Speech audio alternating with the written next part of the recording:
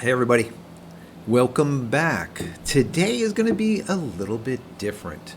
I want to thank you for joining me for this live stream. I figured I'd do something a little bit different today instead of always just recording and then finally taking it to YouTube.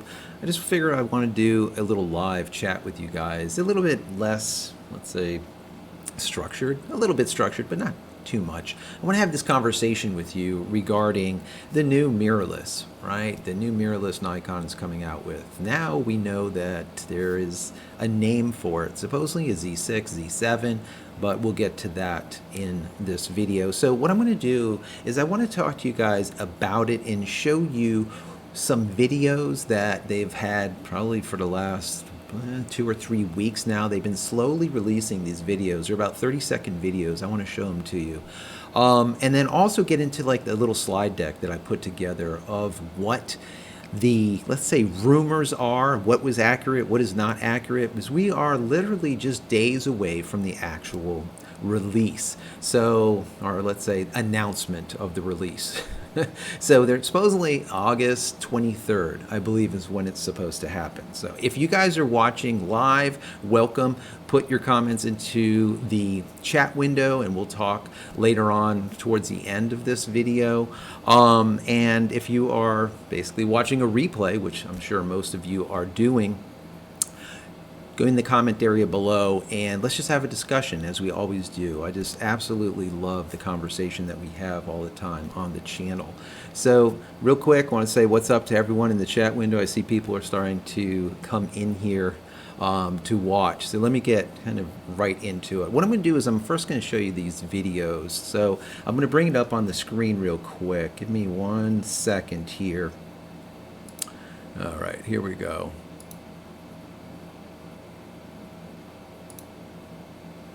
All right, so as you can see here on my screen, we have In Pursuit of Light, right? Now that right there is right from Nikon's, let's say, homepage, which is showing 6 days and, I don't know, 12 hours or so until this release happens. So they've been really hyping this a lot. They've been doing a really good job, and it's my hope that Canon will do an equally as good job as Nikon is doing when they finally release their full frame. Now, according to sources, we're going to see the Nikon before Canon. Canon is probably going to be after Photokina when it releases. I have a feeling it probably has to do with they don't want to kind of convolute the message where you have Nikon pushing and you have Canon pushing, and it just doesn't work. I think they're going to allow Nikon to have the spotlight for Photokina, and right after they're going to gather, let's say, all press together and really do hopefully a good job of it, just like Nikon is doing.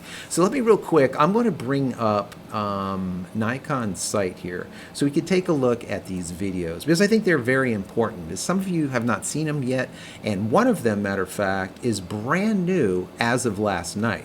So let's check this out real quick here. Here we go. So this right here is their website. And once again, you can see it, In Pursuit of Light, 6 days, 12 hours. Down here we have videos. The first video was called Travel of Light, and then we have the mount, the body, and lens. Now the lens is what just came out about 5 or 6 hours ago. And I saw it just before going to sleep. And I'm like, oh, let me talk about it today because it is very important. So let me go and run this and we can see it. I'm going to play this in the background. Hopefully they don't go and give me some type of copyright strike, but I think it's important as far as the discussion goes. Now what I've done here is I've turned on CC so that we will end up getting the closed caption. Because obviously this is all in Japanese. Now, as we can see here, this 30-second spot is all about that legacy, all about that 100 years, and how they're going to just bring that 100 years of experience into their new lenses. And Nacht in Latin obviously means night, and it has to do with their extremely fast lenses. The lenses are f/0.95. Let's just call them f1. So your depth of field is going to be the size of a hair. But supposedly, these lenses are going to fit right onto this brand new mount. Their Z mount. There's a name for that now too that we'll go over. But that new Z mount, that's the reason why it is so big. So we'll end up seeing what they end up doing with this Nacht lens. I think it's going to be a really big thing, and they're, even according to this video, they're saying that they're bringing all of this technology, they're bringing it in. So let's take a look at the body, and you're going to see a very similar type of, let's call it ad spot. Let's roll this one.100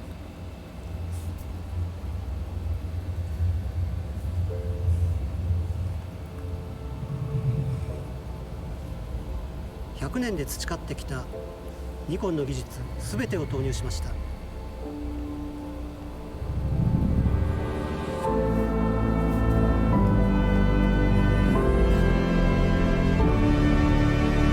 Once again, going into that experience, right? That experience that they have, that 100 years, they're now pushing that experience into the body.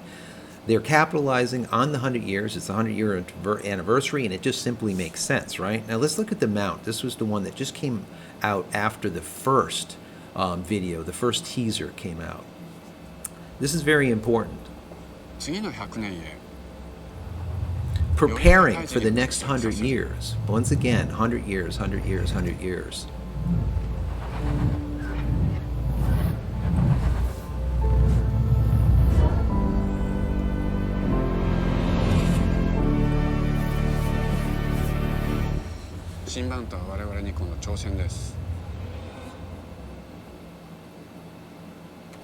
Henry in the comments here in the chat window says it's going to be expensive. Yes, the Nacht glass is going to be expensive. It's going to be heavy and it's going to be expensive, but that's okay. That is okay.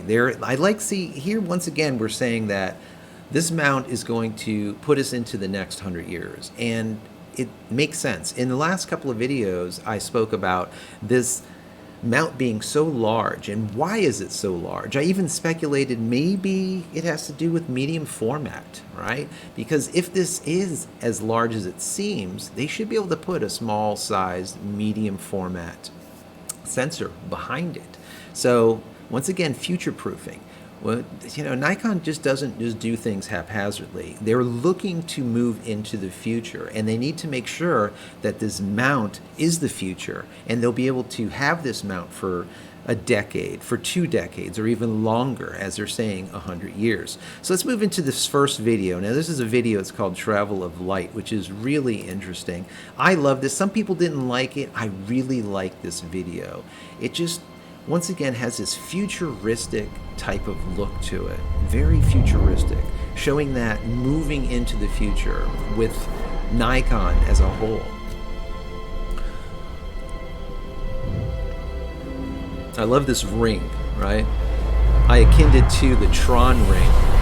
If you remember, if any of you guys have seen Tron, the movie way back when, it just has that feel. I love how the light is coming and it finally turns into this prism, right? And this rainbow is going towards, let's say, the sensor. And as it's getting closer and closer to the sensor, it breaks up, it splits up into all of these pixels, which is really cool. And then those pixels just kind of rain on top of the sensor. It just, I think it is just really well done, well put together.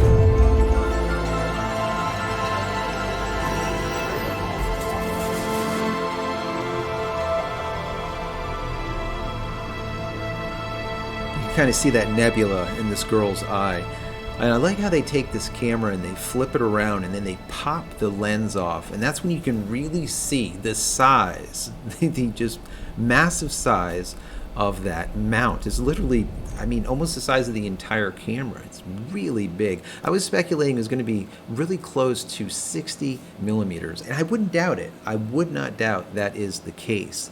Now, those are kind of the videos, and I wanted to show this to you to kind of get a basis. Now what I'm going to do is I'm going to take you into my cards. I made like a quick card deck of all the different rumors and all the different things that have been going on over the last, let's say, 3 or 4 months, and just get through to the ones that are factual and which ones aren't. So here's a quick card deck here. Let's take a look here. Let me switch this around. Close that. All right.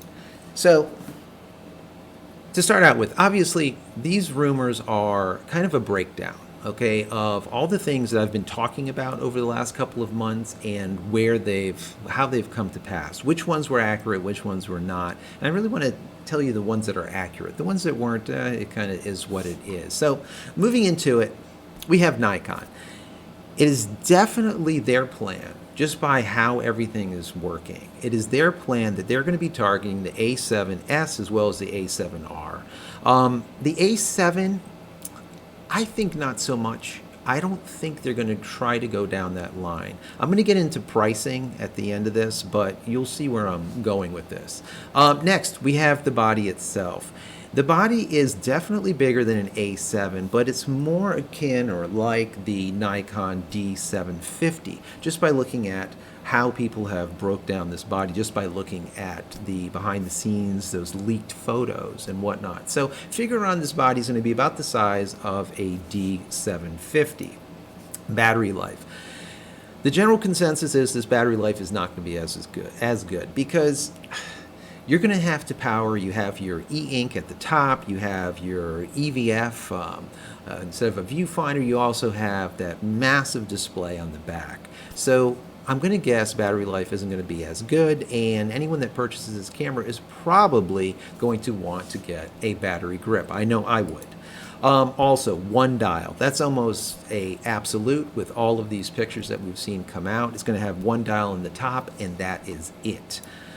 Also, no built-in flash. It just doesn't look like it. It looks like you just have a hot shoe in the top, and that's simply it. Now, as far as the names go, I alluded to this at the beginning. Are we 100% sure? No, but we think it's going to be a Z6 and a Z7, and they're going to take the Z6 and make it their 24 megapixel, which is really high speed and low light, whereas the Z7 is going to be their 45 megapixel for high resolution. Okay, so it's very similar to Sony, right, guys? You're looking at the Z6 being like a A7S, and the Z7 would be more like an A7R, right? I don't see anything here that, let's say, relates to that A7, that budget line. Also, as far as that e-ink that I'm talking about, it looks like it will have a e-ink display at the top next to that dial. And that e-ink, you'll probably be able to change and customize what is on that display, similar to like a Fujifilm H1.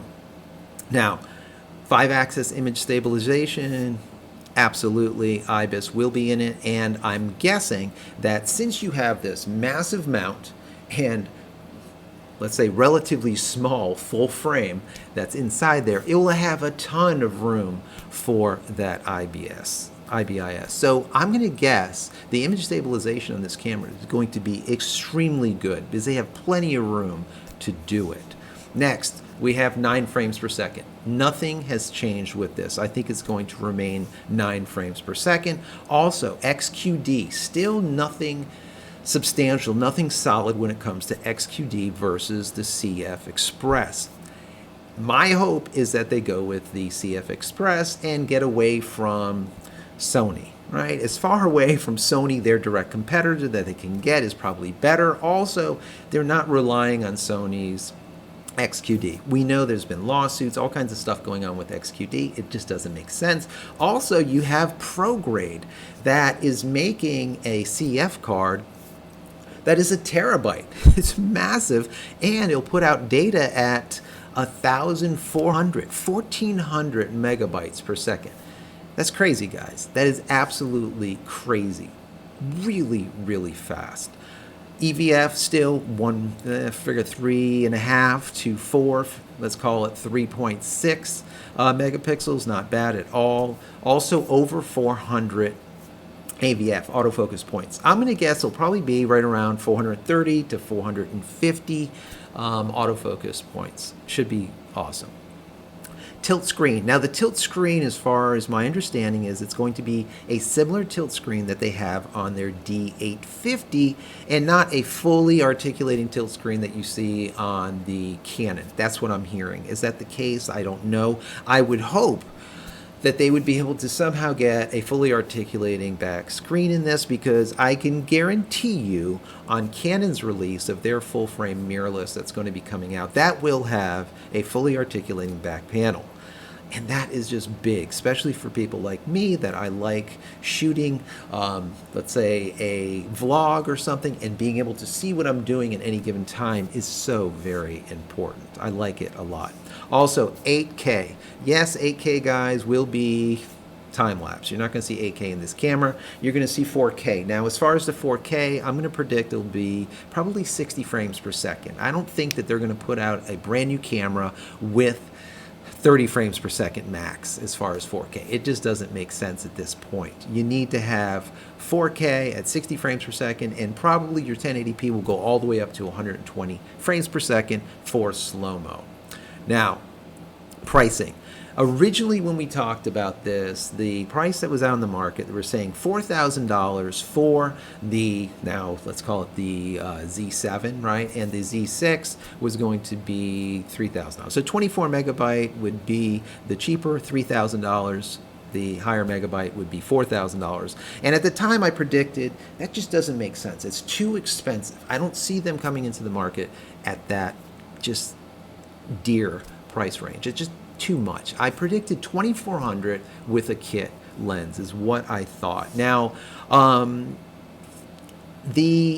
think it's the Nikkei, I don't know, pronunciation, whatever, from Japan, stated that they were seeing 1800 at the low end up to 2700. So if that's the case, and you can get the body at 1800, I think my prediction of 2400 is probably going to be pretty accurate with a kit, maybe within a couple of $100 with a kit lens, and that would be good.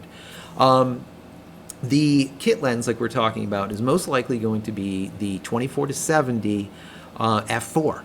Now that is an awesome, awesome lens, straight f4. None of this meandering stuff, you know, 3.5 to 5.6 or something crazy. So when we talk, let's say we call it kit, it's not kit, it's not cheap, it's still a really good lens. And at the same time, they're also saying that we're going to see a 50 millimeter as well as a 35 millimeter. Now originally we're saying 1.4, but it's probably going to be a 1.8, which is still a really fast lens, prime lens. Now, the mount, the Z mount.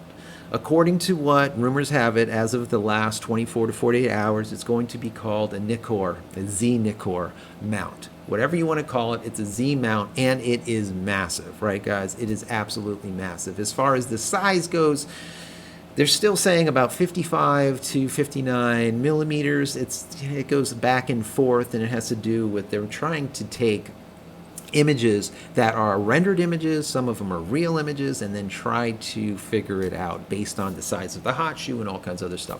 Bottom line is, I'm going to guess 55 to 59 millimeters sounds good for this mount, and that is big, guys. That is massive. And like I said, it's possibly for future proofing, possibly for the support of a smaller size, maybe 50 millimeter wide medium format sensor in a future camera that they can stuff in there, just like Sony does, right, with their mount currently. If you take a look at a Sony camera and you look at that full frame inside the mount, it's literally edge to edge inside that mount.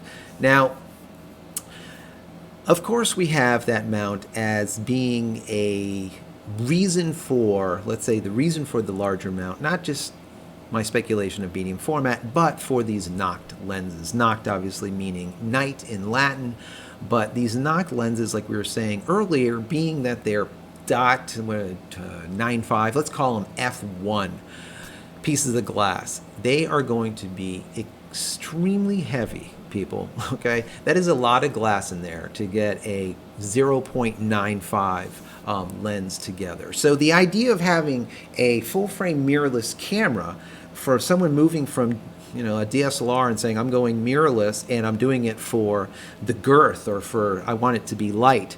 As soon as you start strapping on some knocked glass, you could just forget about the whole size issue and the weight issue. It's going to be heavy and the glass is going to be expensive, but it's going to be beautiful, guys. Absolutely gorgeous. I guarantee it. Now, they also said that they were going to be introducing a 58mm knocked lens. Once again, let's call it f1, and it's going to be released right around the same time that the cameras are released. So that's going to be interesting. That will be an amazing piece of glass also. So my question to you guys is, do you believe that do you believe that Nikon is ready for this release? All of this ads and all of these ad spots and these videos are really hyping up, right, everyone. And if this really goes over as well as I hope that it does, and the cameras just take off, okay, will they be able to support it? And the reason I say that is we remember from last year, we remember that restructuring that happened, we remember thousands of layoffs, and the question is, will their facilities be able to handle it? Will these manufacturing locations be able to handle just mass volumes of these cameras?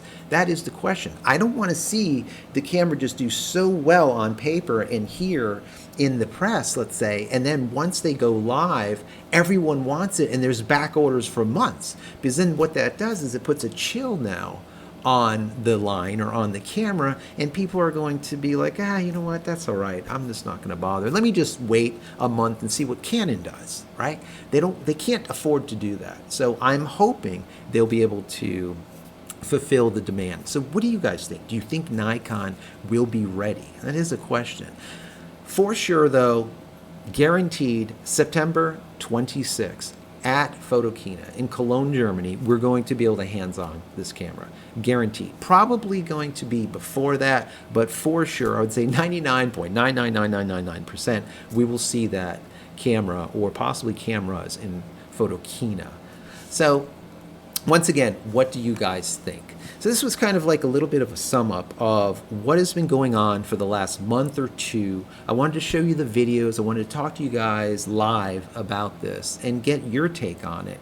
And I see there's a lot going on over here in the chat window. I'm going to get to that and kind of go through some of the things that people are saying. And like I said, if you're on a replay of this video right now, in the comment area below, put your thoughts. Answer that question. What do you think is going on? Also, I want to know, what do you think about Canon holding back as they are and not jumping in when Nikon is getting in there with their full-frame mirrorless and have that direct competition? Do you think it's smart? Or do you think that they should have been in there competing with Nikon? I personally think it's probably a good move, right? To not, let's say, dilute from either one of them and just wait to see how Nikon, how it all goes over, and then, let's say, last minute be able to, let's say, mold things or mold their advertising campaigns in accordance to how well Nikon did with theirs. So that's just my thoughts. I want to hear from you. So anyways, what I'm going to do is I'm going to close off right now, but stick with me. Either I'm going to cut this off at the end or I'm going to leave it. I'm going to jump into the chat window and answer and talk to some of the people over there. But if you guys are getting out of here right now, please, if you enjoy my content, as always, throw me a big thumbs up. That would be awesome. Don't forget to smash the subscribe button so you can get all my content when it becomes available, and click that little bell icon so when it is available, you will be notified of it. And finally, head over to my website, JCristina.com, where you can find all the photography tools I've invented for you and me over the years, and hopefully there's something there that you might like, and if there is, please pick it up and support me. So anyways, jumping into the chat window real quick, I wanted to, let me close off all this real quick. There we go. I think that's good. Maybe I'll put my big head back in here. What do you think? There we go. All right, guys. So I'm back. I'm full, full screen. So let me recognize who we got here. Chris, Justin, Henry, Doug, Just there's a ton of people in here. Let me go to the top and see.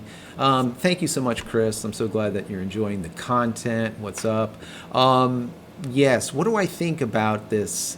The mount. I think the mount is very interesting. I think it's really what's going to be, let's say, that deciding factor for a lot of photographers to go either Nikon or to go Canon. Now, you guys know that I've never been a shill for either. I really don't care. I will shoot with whatever I need for specific products or for specific, let's say, photo shoots or magazine, or, like I said, product shoots. For me, I'm usually using Hasselblad. For magazines, I'm using Hasselblad. If I'm doing vlogs, I'm using an 80D. If I'm shooting wedding or if I'm doing event work, I'm using a 5D or I'm using 1Ds. If I'm doing video, high-end video, and I'm not using an 80D or, like right now, a webcam, I'm using C300s because I just love that system. If I'm doing my fine art, I'm using my Minolta, like I've showed you in the past, which is a film camera. So there is a right camera for everyone, and there's no right camera for everyone that does everything, right, guys? So yeah, someone here was saying that, yes, that's going to be expensive, especially the Not Glass. Yes, Not Glass is going to be very, very expensive. It's going to be like G Master glass from the Sony side, but even faster, right? Not 2.8. We're talking about 0.95. Let's call it F1 glass. It's going to be heavy, guys. It's going to be heavy. It's, like I said, that whole mirrorless thing where, yeah, we're going lightweight mirrorless. No, that's pretty much gone. We're going mirrorless to go mirrorless, but not for weight. That's for sure. Yes, that fourth teaser video. What did I think about that? I thought it was very interesting. I like how they're going mount and then they're going body, and now they just did a teaser on the knocked glass. I think that it simply makes sense. They're trying to capitalize, number one, on the 100 years, right, that they've been doing this, and say, hey guys, look, we've been doing this forever. We're putting all of our tech, we're putting all of our knowledge, we're putting everything into this new future, okay, the future of Nikon. And I really think that's the way they're viewing this mirrorless system, and rightfully so. I mean, Sony's been doing this for 5.5 years, and Nikon and Canon's just been sitting on the fence and just saying, you know what, let's just sit back and see if this even flies. When they first started, when the Sony A7 came out, I saw it the very first time it came out at Photo Plus Expo, and I held it and I shot with it, and it was horrible, guys. It was horrible. There was no lenses. Everything was based on using adaptive glass. So they're like, oh, bring your Canon glass to us. Here's an adapter, and put that on and use it. And oh my God, it was brutal. It was just absolutely brutal. It was the slowest AF. It would just be hit and miss. It would horrible. But look at where they went from the first A7 to now, or the A7S or whatever. Now we have that A7 III, and wow. I mean, wow. I still do think that's going to end up being the camera of the year. They've sold so many of that A7 III. And now, most likely, we're going to see a newer version to that. Before that, we'll probably see an A7S III, but we'll see what goes on. Maybe they'll pop that out right around Photokina to steal some of the thunder away from Nikon. Sony's not going to sit back on their laurels, that's for sure. How much the cost will be, guys, I really don't know. F1 glass will be at least 25%, I'm going to say, more than what we see in G Master glass, which is 2.8. It's just simply more glass, guys, simply more glass. But remember, every lens manufacturer will tell you it is easier for us to be able to manufacture glass, okay, that is on a mount that's larger. It's very hard for Sigma, it's very hard for Tamron to come up with full frame glass on Sony's tiny mount. Let's call it tiny mount. It's not easy for them. And I think it was 2014 or 2015, Sigma even said in a news report saying, we're doing it, but it's not easy. It's definitely not easy. So now that we have this massive mount, it's going to be much easier for not only Nikon, but it's going to be much easier for third parties to get on board and create extremely fast glass. 2.8 is going to be a no-brainer. It'll be simple. You know, like I said, 0.95. That is just absolutely crazy. What's up, Soso? What's up, Henry, Doug, Chris, Wes, Garrett? Let me see. Let me get into here. Both Nikon build quality builds. Okay, future. Yeah. I think one of the things, guys, that we're going to have to look at is the build quality and also service and service reputation when it comes to pros and even pro-ams. A lot of the people that I speak to, they're always saying that Sony does not have as good of service when they go from Canon or when they go from Nikon. And that is an issue. And I really do think that Sony is trying to address it. And I think they will address it. Just like they addressed the lens issue. Now we have a 300, right? The G Master is really, they're getting up there. Are they perfect yet? No. I want to see a 500, 600 mil, piece of glass. They're going to get there, okay? But I do think that Nikon and Canon are just going to have exceptional build quality, but also service. And I think service is really going to be that deciding factor, okay?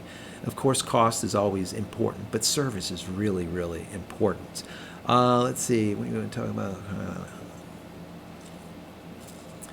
Yes, iFocus will be important for sure. That will be very important. Also, as far as the IBIS is going to be really big for Nikon, especially, like I said, with that massive mount. They're going to have plenty of room to move this sensor around. It's going to make everything just easier. I think that mount is, like I said, from the very first time I saw it, a way for Nikon to future-proof this mount, future-proof, or just move into the future. Like they keep on saying, 100 years, we're moving into the future. And as you can see with every one of their videos, it feels very futuristic. Even their first video, like I akin it to Tron. It has that future look. And I like that. I really like that. That really, to me, means that Nikon is looking at this mount and looking at the camera system and looking at mirrorless as a whole as the future. And we all know, guys, DSLRs will be eventually dead. You don't need a flipping mirror in there all the time anymore. It's not necessary. Eventually, we're going to have a global shutter. That global shutter will be, once that 16 megapixel, 20 megapixel, it's going to be the end. You don't need the mirror any longer. Okay, so give it a year or two, maybe even 3. You'll still see DSLRs probably at 5, but you're going to see a lot less of them. I really do think that once Canon and Nikon have their mirrorless full frames out there, it's just going to really just change things. It's really going to alter everything, and especially for the pros. Let's see what else we got here. Wes. Yeah, cha-ching, cha-ching, Wes says. Yes, absolutely, for sure. Let me see. Or the Z6. Yes, absolutely. All right. Yeah, you're thinking, well, all right, so as far, like I said, the Z6 and the Z7, they are really making that play directly at Sony. And that's why I was saying that, the S to the R, the 6 being the S, the 7 being the R, however you want to look at it, having something that is extremely fast and great at low light, and then having a version for, let's call it the landscape photographers and the portrait photographers that are at 45 megapixels. And eventually I'm going to see probably with a medium format at 60, 70, 80 megapixels probably down the road. That is probably where we're going to see them go, down the exact same lines. And they're probably going to have this naming system the same way. You'll have probably a Z6 Mark II, a Z7 Mark II, so on and so forth. That's what I'm going to guess. Let's see here. There are 2 dials on top. There are 2 dials on top. Really? Well, I didn't see that. What? Harry says there's 2. Let me see. Okay. Yeah, C-Master. The C-Fast. C-Fast is really where they need to go. I really do, like I said, think that they need to stick to something that's more general and less proprietary to their direct competitor. I would like to see them not only go CFast, but I would like to see them move away from Sony sensors and go whatever, Tower Jazz or whoever. I don't think it should be a problem, but if they can get away from the Sony cam, I think it'd just be better for them. I hate Nikon having to share their proprietary information in the build cycle of their sensors and whatnot. Doesn't matter, probably not so much, but it's just a point. Every time there's one more thing that you're relying on another manufacturer for, it's a problem.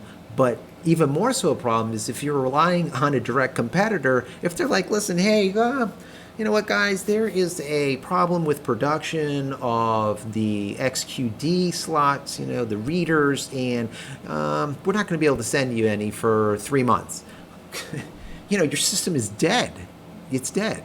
So you just have to be cautious of that. That's me, you know, being devil's advocate here. I would like to see CFast or CF Express. Price for the, what are the prices for include the kit? Garrett says, I do think the 2400 that I was predicting would be with kit. They're saying 17, the Nikkei or whatever is saying 1700 on the low end. I'm going to guess 1700 will probably be the body, and I'm going to say probably 2200, 21 maybe for the body and the kit lens. Now remember, guys, like I said, that kit lens, if it's correct and it's an f4, it's not a kit lens. That is a good piece of glass. Like I said, it's not a meandering, you know, kit lens that's like 3.5 to 5.6 or to 6.3 or something. You know, it's a straight f4, so it's not cheap. So I'm going to say 2200 definitely, and maybe even a little bit more combined. Let's see what else we got here. Yeah, it really should be 120, definitely 120. I'm going to say FPS at 1080p. I believe that. I would like to see flat log too. I mean, log is important. If you're going to really make this Z6, let's say the 24 megapixel, be a video monster, high speed, low light video monster, log is pretty important. A lot of video guys need log so that you can end up doing your color grading after the fact, right? It's important. If you guys don't know what log is, look it up. A lot of people shoot the Micro Four Thirds Panasonic, like their GH line, like a GH4, GH5, GH5SY, because it does a really good job at log and taking that flat file and then color grading after the fact, even though you have a sensor size issue. And a lot of people that I know are going from that Micro Four Thirds over to a full frame or larger, especially like a full frame C300. They're currently people that I know that are doing these ad spots are going and moving from. Let's see what else is in the chat here. All right, let's see. Right, see fast, yes.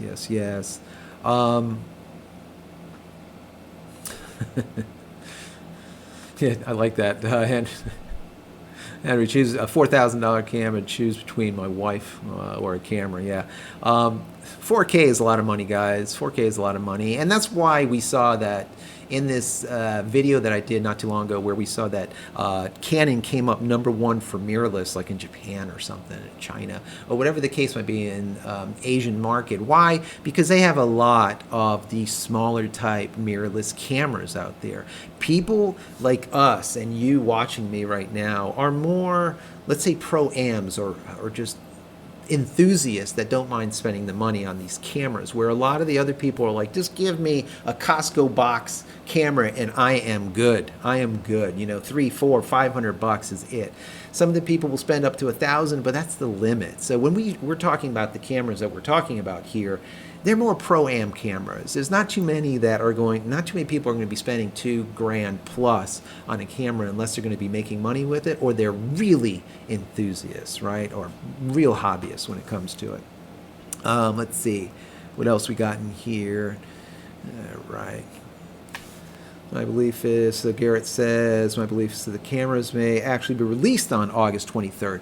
Now, Garrett, for me, Jared, I don't think so. I think that they're going to probably release them just before Photokina or during Photokina. I think the August 23rd will be most likely almost like a announcement, a formal announcement for this camera. I can't see them putting out the actual unit. Maybe like a mock-up or a display, but that's really about it. Let's see, what does Wes say here? Good question. Media. So, I mean, for me, guys, I really do believe that they're hitting this right. The media's taken hold of this story and really run with it. And I really hope, it is my hope, that Nikon is able to cash that check, you know, and be able to really make it. Because it is going to be if this really works out, there's going to be so much want for this camera that it's going to be hard. It's going to really be hard on Nikon to be able to push these out. That's my personal opinion. It's going to sell a kidney. Yeah, I love it. Let's see. Rest of the sales. So as far as sales go, I have a feeling that there's going to be an absolute ton of pre-orders on this camera. I think the hype is such a degree right now that people are really going to put in just a ton of pre-orders. And I think rightfully so, because if these two cameras come out as it is predicted here, they're going to be amazing. They are going to be amazing, and they're really going to hit Sony hard. Remember, though, they're coming on board with zero experience. The only experience they have is what they're seeing from, for example, Sony, that's been doing this for 5.5 years. So they really are going to have to deal with a lot of Gen 1 issues, guys. Gen 1 issues. And my fear for Nikon is they don't end up with a D750 recall problem. That will just crush the company. I'm hoping not. Now, we saw with the D850, they just hit on all cylinders on that camera. No recalls. The camera is just amazing. Probably one of the best DSLRs out there to date right now.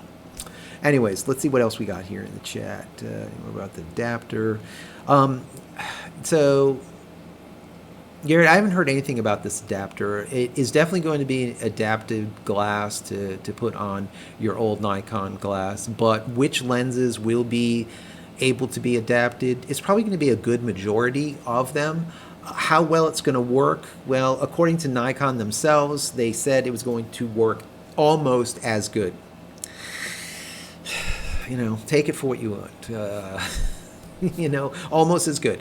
So bottom line, it's not going to be as good as just being able to take a piece of glass and sticking it right onto the body, but it should be able to hold its own when it comes to autofocus. I'm going to guess the adapter is going to slow down autofocus a little bit. I'm going to guess. I really don't know, but we're going to have to see. Let's see what else we got in here. So, well, as far as a free, you know, bundling this with a free adapter, I don't think so. I don't think so. And the reason I say that is because they're still going for new photographers with this, okay? Not just old photographers. Yes, they want to make the transition easy for old photographers, so they're going to make an adapter available, but I can't see them putting, you know, an adapter that might cost them $30 to make or $20 to make, put that free in with the camera and hope the people are going to use it. I just don't think that's going to happen. They'll probably put it on sale when the cameras come out, and they'll probably make it affordable. They'll make it cheap enough that if you do have glass that you want to adapt to it, it'll be an easy purchase. You're not going to have to put out another kidney as you would with a knocked piece of glass. Let me see here. The sales might be slow. David here, David Photography, sales might be slow, lots of things. The people, okay. Yeah, yes, money when it comes to lenses and the sales and whatnot. So, you know, whenever you're dealing with the new mount, obviously people are going to be buying new glass. Now, the new glass that they're making, obviously here is good glass. I don't see any cheaper glass being made. So if you get into this system, you know, you're going to be putting out some money. Once again, this is not, and that's why I say this does not feel like, a Sony A7 competitor. It feels like a Sony A7S competitor and a Sony A7R competitor. That's just my personal opinion. Let's see. Yes. As far as the Sony and the grip goes, a lot of people are going to be using grips when it comes to mirrorless cameras. Number one, because they're smaller, and number two, you need extra batteries. No matter how you slice it, you're going to be burning through batteries a lot quicker than you'll be burning through batteries for a DSLR. That's just the nature of the beast. So I think we're going to see a lot of grips being purchased, or people with chiclets in their pockets, and chiclets being small batteries.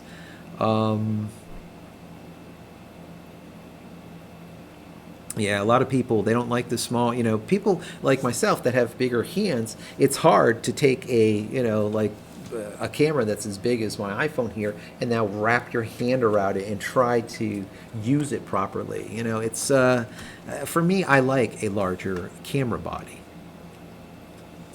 Yes, Dave says, nice looking camera, functions. Everyone wants like an iPhone X. Yeah. So, I'm going to guess that, just thinking about iPhone and iPhone system and swiping and whatnot, I'm going to hope that with this camera, since we do not see a lot of dials, that the menuing system is done right. I hate to say like Sony's menu isn't done right, but let's just say a lot of people have, said that the Sony menus are just not great. When I did a review of the A7S2 and the A7R2 a year or so ago, the menuing system was just a wreck to me. Now that's coming from Canon, so it's hard to be able to for me to say one way or another is it good or not. But a lot of people say that they don't like, and even people in the Sony camp, they don't like the menu system. They would like to see that revamped and made it a little bit more user friendly. So my hope is that Nikon, with this Z6 and this Z7, they do a really good job when it comes to putting together that menu system. So it's easy, it's simple, right? Almost like an iPhone. Swipe, swipe, swipe, you're done, click here, click there, and that's it. Let's see, possibly it's not gonna, okay. Yeah, BSI sensor technology. This will be a BSI sensor. It's going to be advanced sensor. It'll have probably extremely good eye tracking, extremely good IBIS in there. There's going to be a lot, I think, that's going to be good about this camera. Let's see.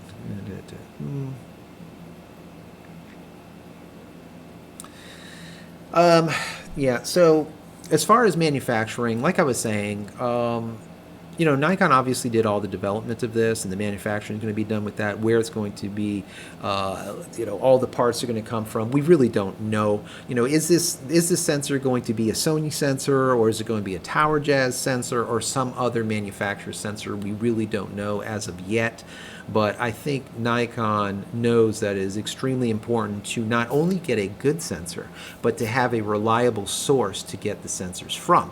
Because if this thing, like I said, hits on all 8 cylinders, and they need to really start churning out these cameras, they can't have a small nut or bolt, or possibly even an entire sensor holding them back.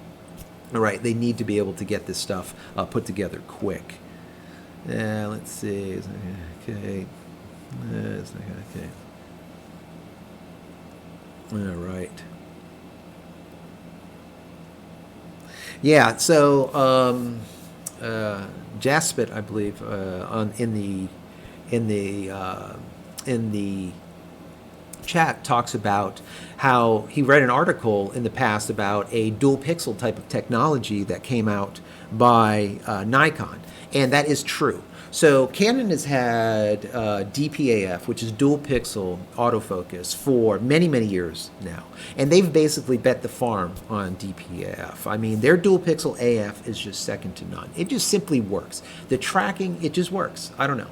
They got it right the first time. It just works. All right. So Nikon has created, instead of DPAF, they've created PDAF, which is, let's say, supposed to be very similar to the dual pixel AF, and it's supposedly going to allow for tracking subjects really well, like the whole IAF and whatnot. So we'll see. We'll see what ends up happening with it. But I'm going to say that since this is a brand new system, it would make no sense for them not to put this new new PDAF into the system. So look for that, I'm sure. Let's see, email 20 be available in the market. Yeah.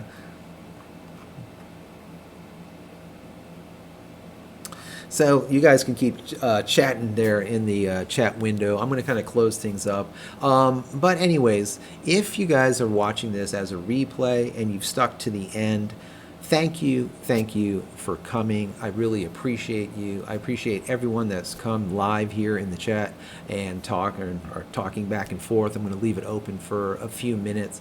But once again, please subscribe to the channel and click the bell icon so that you can get my content when it becomes available. I'm going to be doing more live like this if you guys want me to. I was thinking about doing a live on August 23rd and talk about the release.